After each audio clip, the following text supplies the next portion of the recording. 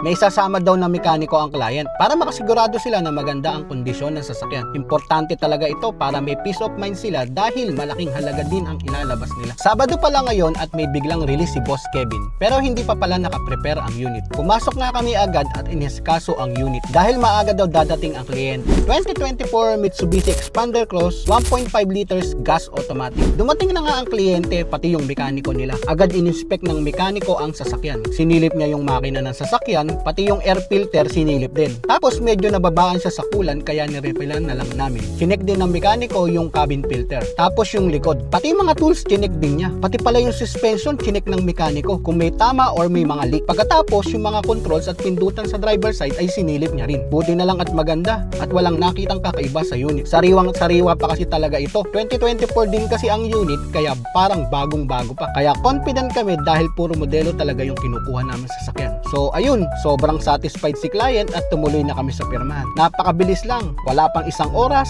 na-release na ang unit. I'm Kevin, Sales Manager of Cars Aras Auto Trading.